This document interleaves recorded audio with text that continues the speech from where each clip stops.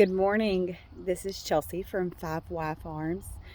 I just had to share some things with y'all that I have found. I've been gardening for really about 2 years now, especially whenever the pandemic happened and there was food shortages and you couldn't find stuff. It really became a passion of mine to not only provide food security for my family, but as well as knowing where my food came from. There's a lot of stuff that I've learned. I have followed multiple YouTubers, and however, I haven't been able to find many people in Northeast Texas, where I'm from. I'm about 2 hours east of Dallas and about an hour west of Texarkana. So I'm kind of nestled in the corner of Texas. I love it here. It's absolutely gorgeous. We have great weather, but I have struggled a lot of times with my garden. For many years, I tilled my garden between my rows.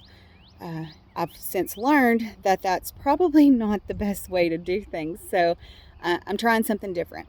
I also learned that not all weeds are bad weeds, and I wanted to show you what I have found this year. And so I'm going to turn the camera around and show you what we have. Okay, as you can see, I do still have my tiller here. So I've been struggling. I kind of wanted to till because it looks a little crazy, right? So you can see here, these are my zucchini plants.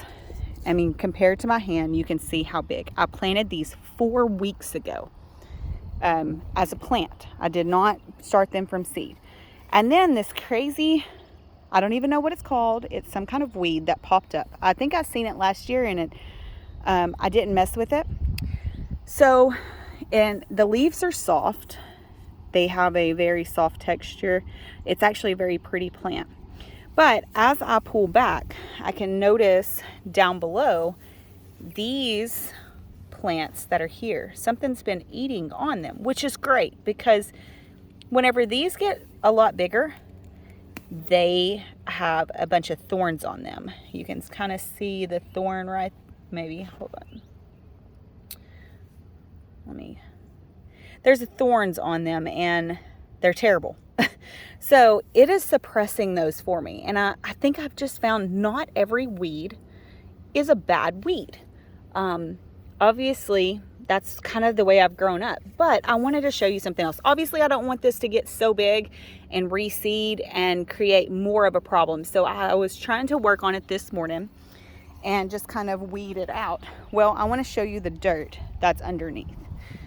Now, I live, like I said, in Northeast Texas, and we have on our land a ton of red clay and iron ore rocks, and it's just terrible.